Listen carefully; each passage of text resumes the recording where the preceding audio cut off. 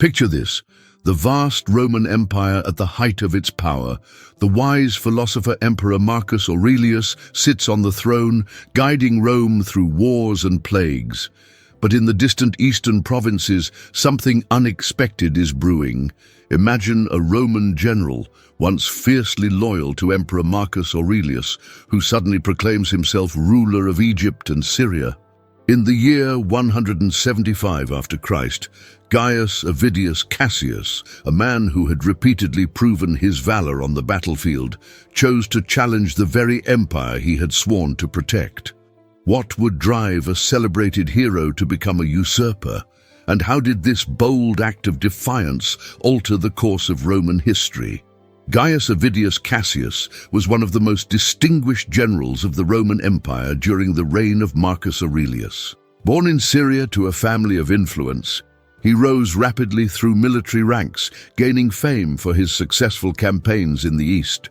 His military genius earned him the trust of the emperor himself, who appointed him to crucial positions of power. Yet, in 175 after Christ, Cassius committed an act of ultimate betrayal. He declared himself emperor, seizing control of Egypt and Syria, two of Rome's most wealthy and strategically vital provinces. But what drove him to such a drastic decision? Was it pure ambition or something more complex? And how did Marcus Aurelius, the philosopher-king known for his wisdom and temperance, respond to this shocking rebellion? Today, we'll unravel this fascinating tale of intrigue, ambition, and unexpected twists that changed the lives of these men and shook the foundations of the Roman Empire. If you love history and want to discover the mysteries of great empires like this video, subscribe to the Legacy of Empires channel and never miss an episode. Join us as we journey through the ancient world, one story at a time.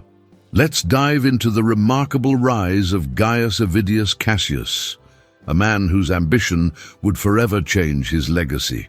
Born into a prominent Syrian family around 130 after Christ, Cassius enjoyed advantages that most Romans could only dream of. His father, Gaius Avidius Heliodorus, served as the prefect of Egypt, one of the most coveted positions in the empire. Growing up in such a privileged environment, young Cassius absorbed the intricacies of power and governance from an early age. The eastern provinces of Rome were melting pots of cultures, where Greek, Egyptian, and Syrian influences blended with Roman traditions. This multicultural upbringing gave Cassius a unique perspective that would later prove invaluable on the battlefield. He understood the Eastern mindset in ways that many Roman-born generals simply couldn't grasp. When Cassius came of age, the path to military service was practically laid out before him.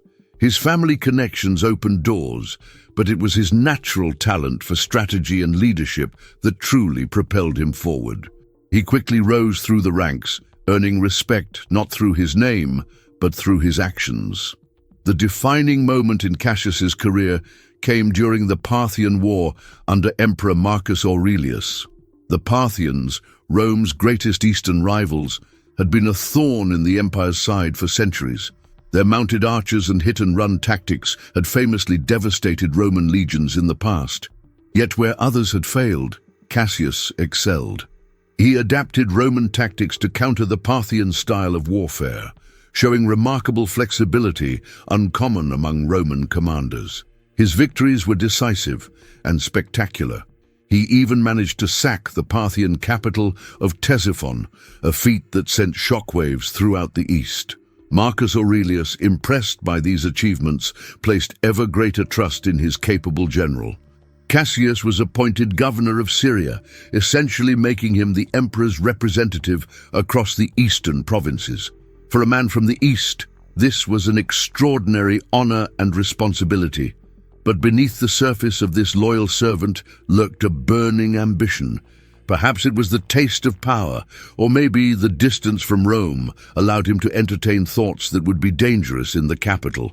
Whatever the spark, Cassius began to see himself not just as a servant of Rome, but as someone who could potentially rule it. Those closest to him might have noticed subtle changes. A more regal bearing, a greater attention to building personal alliances, a keen interest in the loyalty of his troops. Yet to most observers, Cassius remained the model Roman general, disciplined, effective, and loyal to his emperor. Here's a fascinating detail that reveals much about Marcus Aurelius.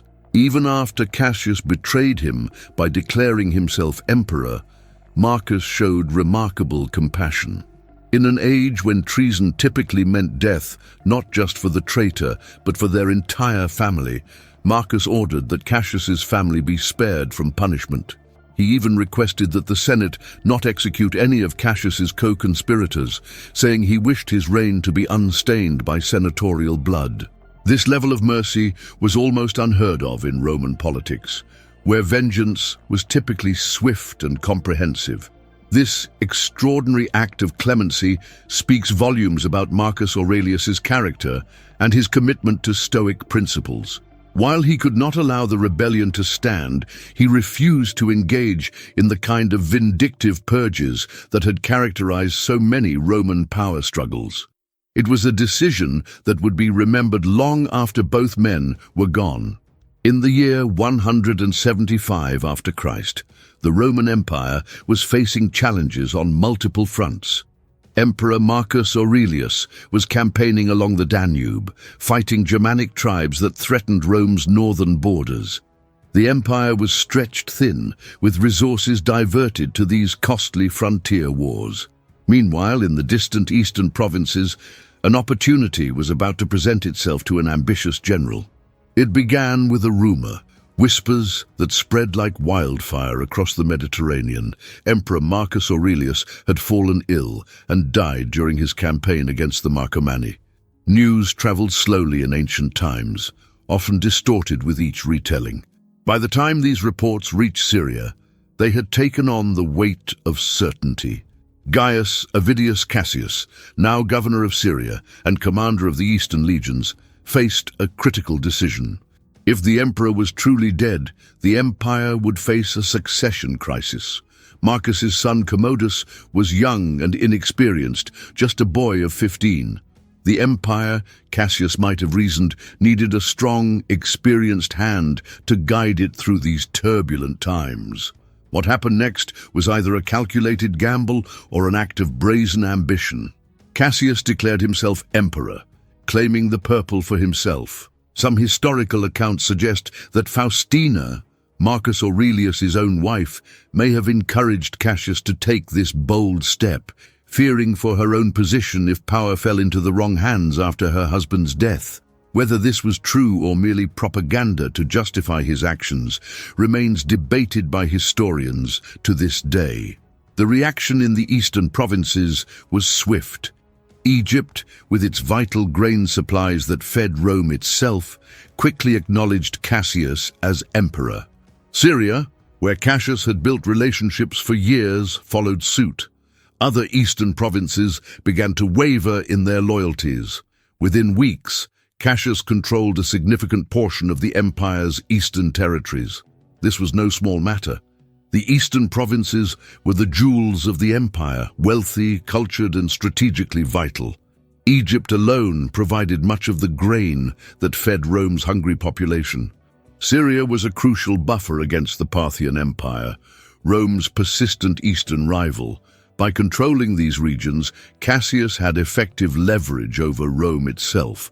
Cassius began issuing coins bearing his image, a traditional way for new emperors to announce their rule.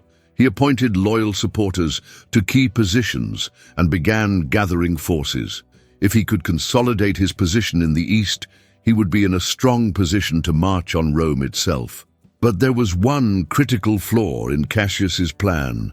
Marcus Aurelius was very much alive. The emperor, though indeed fighting illness along with the Germanic tribes, received news of the rebellion with characteristic stoicism. According to historical accounts, he gathered his generals and showed remarkable restraint. Rather than flying into a rage, he calmly began preparations to deal with this unexpected threat. What Cassius couldn't have known was that Marcus Aurelius, upon hearing of the rebellion, had already begun shifting troops eastward. the philosopher-emperor, author of Meditations, was also a skilled military commander who understood the importance of decisive action. An interesting detail from this period reveals the character of both men.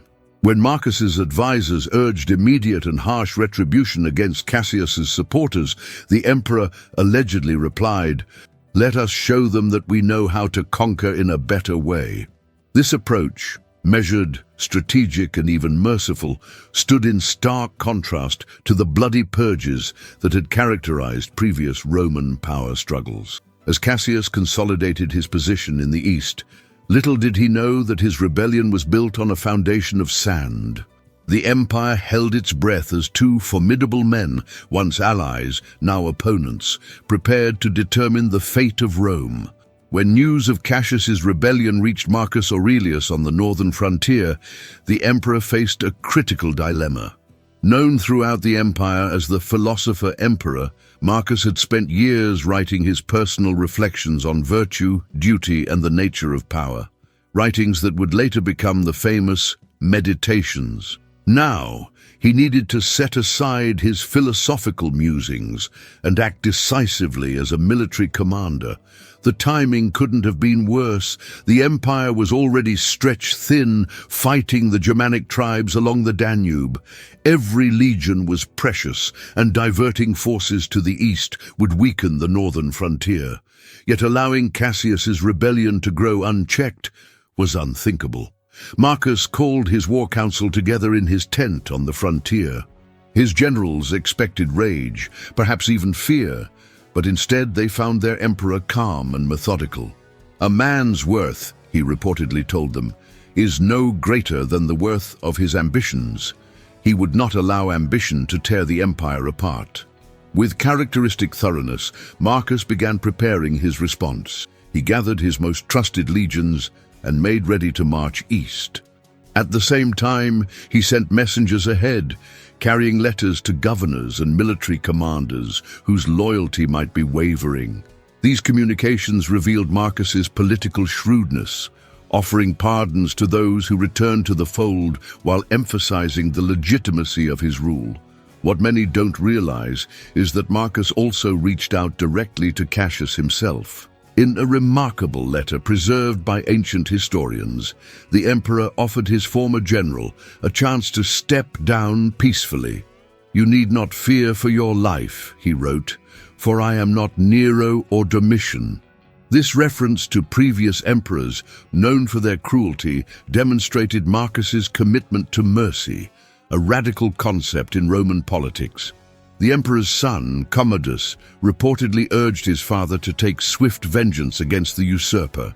But Marcus, ever the Stoic, is said to have replied, "We cannot control what others do, only how we respond to it." As Marcus's forces began their march towards Syria, an unexpected development changed everything.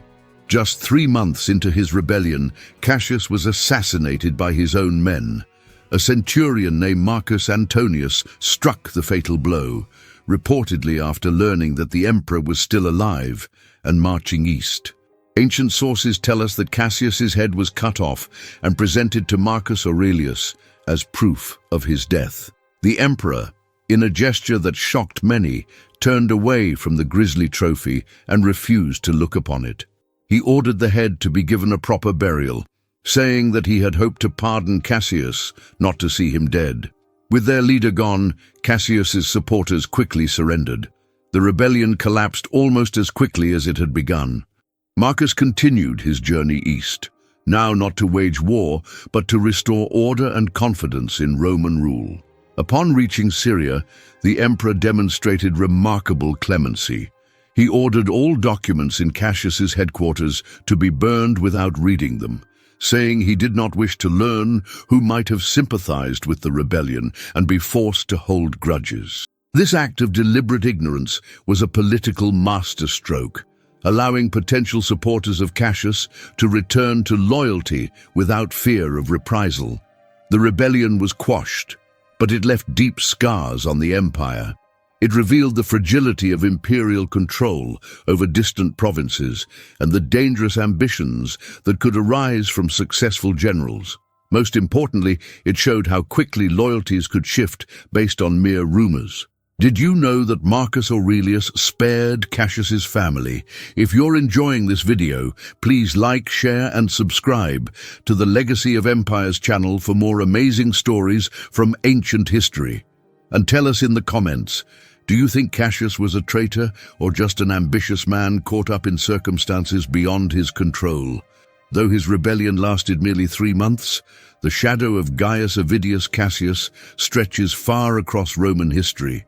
His legacy remains one of the most debated among scholars of the ancient world. Was he a traitor who betrayed his emperor's trust, or a visionary who saw the coming decline of Rome and attempted to change its course? In the official histories commissioned during Marcus Aurelius's reign, Cassius was predictably portrayed as an ambitious traitor. The Roman historian Dio Cassius described him as exceedingly eager for war and driven by an insatiable desire for power. Yet these accounts cannot be taken at face value. History, after all, is written by the victors. What makes Cassius's story so fascinating is that he was, by all accounts, an exceptional leader and administrator. During his time as governor of Syria, he maintained strict military discipline, but was also known for fair governance. One ancient account tells us that under his administration, bandits and criminals were virtually eliminated from the province, no small feat in the ancient world. Some contemporary historians have suggested that Cassius may have had legitimate concerns about the future of Rome. Marcus Aurelius, though a wise ruler, was known to be in poor health. His son Commodus showed troubling signs even in his youth. Perhaps Cassius genuinely believed he could provide stronger leadership than a teenage emperor guided by court advisors. Intriguingly, history would prove these concerns well-founded.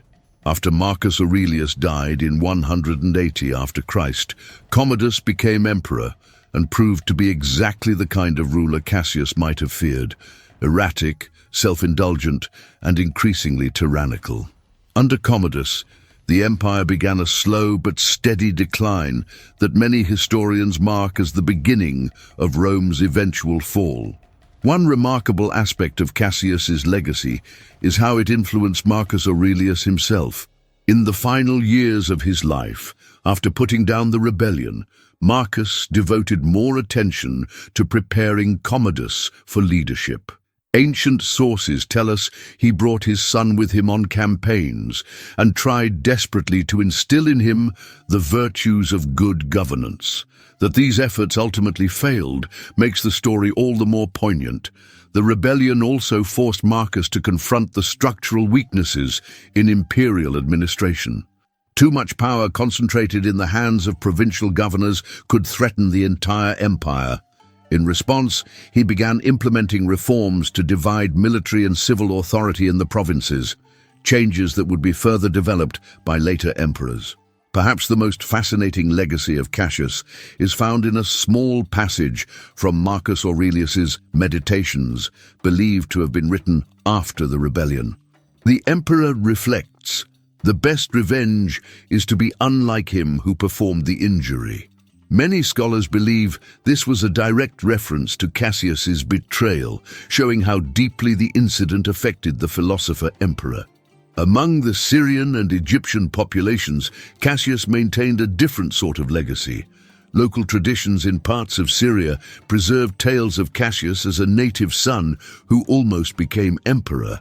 These stories, passed down through generations, portrayed him not as a villain, but as a hero who challenged Roman authority, revealing how perspective shapes our understanding of historical figures. Archaeological evidence gives us further insights into Cassius's brief reign. Coins minted during his 3 months as self-proclaimed emperor are incredibly rare today. Collectors and museums prize them as tangible connections to this momentary shift in Roman power. On these coins, Cassius appears stern and determined, with inscriptions declaring him Imperator Caesar, Emperor of Rome. The legacy of Gaius Avidius Cassius remains complex and multifaceted. He was neither the pure villain of official Roman histories, nor the misunderstood hero of provincial folklore. Instead, he was a man caught in the currents of history, whose ambition, whether selfless or selfish, led him to reach for power and ultimately lose everything. His story continues to resonate because it touches on timeless questions about loyalty, ambition, and the corrupting influence of power. In many ways, the true value of studying figures like Cassius lies not in judging them, but in using their stories to better understand the complexities of human nature and the difficult choices faced by those who seek to change the course of history. Cassius's rebellion pulled back the curtain on Rome's greatest vulnerability, an empire too vast for any single man to control. The Roman Empire of 175 after Christ was not the unified entity we might imagine, but rather a patchwork of provinces held together by delicate threads of loyalty, fear, and mutual interest. The eastern provinces, particularly Egypt and Syria, weren't merely far-flung territories on a map. They were the crown jewels of Rome's imperial possessions. Egypt, with its fertile Nile Valley, produced grain that fed the hungry masses in Rome itself. In fact, the emperor who controlled Egypt controlled the very bread that kept the capital from descending into chaos. Meanwhile, Syria served as Rome's eastern bulwark against the Parthian Empire, Rome's greatest rival power. Its strategic location made it an essential buffer zone in Rome's defensive network. What made these eastern provinces particularly complicated was their cultural landscape. Unlike the Western territories, which had largely adopted Roman customs and language, the East maintained strong Greek, Egyptian, and Syrian identities. Many Eastern elites viewed themselves as culturally superior to their Roman overlords. After all, Alexandria and Antioch were centers of learning and sophistication when Rome was still a collection of hills populated by shepherds. This cultural divide created natural tensions. Roman governors sent from Italy often found themselves as outsiders in sophisticated Eastern courts, but men like Cassius, born in the East yet serving Rome, occupied a unique middle ground. They understood both worlds and could navigate them effectively. The Roman Empire had long struggled with a fundamental contradiction in its power structure. Emperors needed talented generals to defend the vast frontiers, yet these very generals, commanding loyal legions far from Rome's watchful eye, posed the greatest threat to imperial power. A successful commander might begin wondering why he followed orders from a distant emperor when he himself controlled thousands of battle-hardened troops who looked to him, not Rome, for leadership. What few people realize is that Cassius's rebellion wasn't an isolated incident.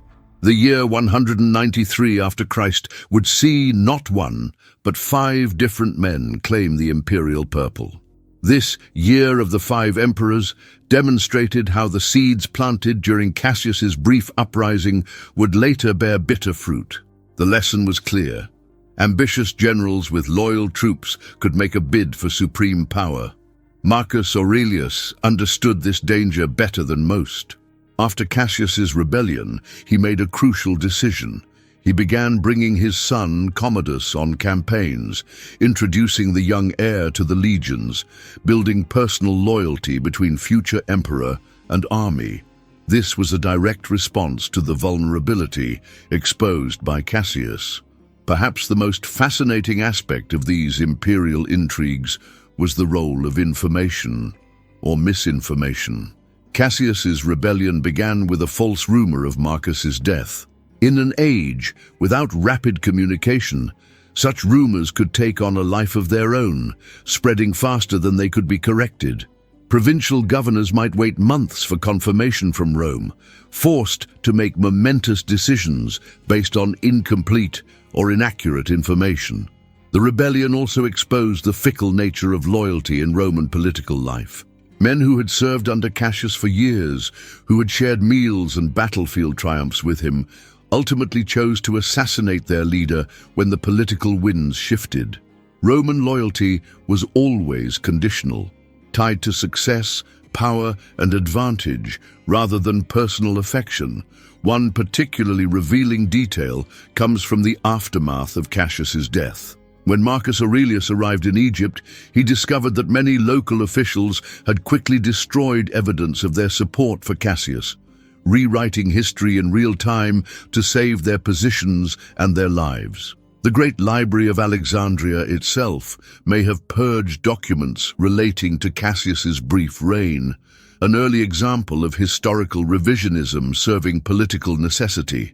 The rebellion underscored another uncomfortable truth about the Roman Empire, that despite its veneer of law and civilization, power ultimately flowed from the legions. Rome's elaborate governmental structures, its senate, courts, and civil administration, could be rendered irrelevant by a general with loyal troops. This military reality lay beneath all imperial politics, occasionally rupturing to the surface, as it did with Cassius. In his private writings, Marcus Aurelius reflected on the corrupting nature of power, how it could transform a loyal servant into a grasping usurper. Power reveals what men truly are, he supposedly wrote after quelling the rebellion. Whether Cassius had always harbored imperial ambitions, or whether power gradually corrupted him, remains one of history's unanswerable questions. The eastern provinces would continue to be a source of intrigue and rebellion throughout Roman history. Their wealth and distance from Rome made them natural launching pads for usurpers. In later centuries, as the empire divided and eventually fell, it would be the eastern half, centered on Constantinople, that would endure for another 1,000 years as the Byzantine Empire, while Rome itself fell to Germanic invaders.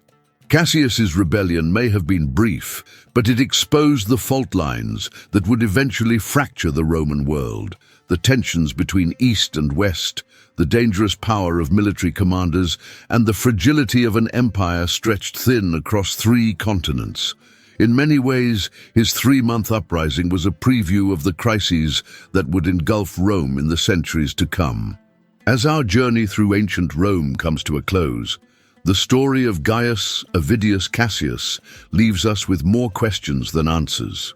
In the span of just 3 months in the year 175 after Christ, this brilliant general transformed from Marcus Aurelius's most trusted commander to history's footnote, a failed usurper whose ambitions outpaced his fortunes. What makes Cassius's story so compelling is how it illuminates the fragile nature of power. The mighty Roman Empire, spanning 3 continents and commanding millions of subjects, could be thrown into chaos by a single rumor, the false report of an emperor's death. In a world without instant communication, where news traveled at the speed of horseback, perception often mattered more than reality. Perhaps the most fascinating aspect of this tale is the character of Marcus Aurelius himself. Here was an emperor who, upon learning of Cassius's betrayal, didn't fly into a vengeful rage, as so many Roman rulers would have. Instead, he responded with measured wisdom, even mercy, qualities rarely associated with absolute power. When offered the severed head of his enemy, he turned away. When urged to punish Cassius's family, he refused. These weren't the actions of a typical Roman emperor, but of a philosopher who lived by his principles even in the face of betrayal. But what of Cassius? Was he simply a power-hungry traitor who betrayed his emperor at the first opportunity? Or was he a capable leader who genuinely believed Rome needed strong leadership in a time of crisis? Perhaps he was manipulated by others at court, pawns in a larger game of imperial politics. We may never know his true motivations, but his actions forever altered the course of Roman history. One little-known detail about Cassius's rebellion is that it may have accelerated Marcus Aurelius's decision to name his son Commodus as his successor. Before the rebellion, some historians believe Marcus was considering alternative heirs, concerned about his son's character. After witnessing how quickly the empire could fracture, Marcus appears to have doubled down on establishing a clear line of succession. This decision would have profound consequences. Commodus would prove to be one of Rome's most notorious rulers, a tyrant whose reign marked the beginning of the empire's long decline. In the end, Cassius's failed rebellion serves as a reminder that history is shaped not just by grand forces, but by individual ambitions, misunderstandings, and human frailty. His 3-month reign, if we can even call it that, reminds us how thin the veneer of civilization can be, how quickly order can dissolve into chaos. So what do you think? Was Gaius Avidius Cassius a misunderstood hero, a capable leader who might have been a better emperor than history gave him the chance to be?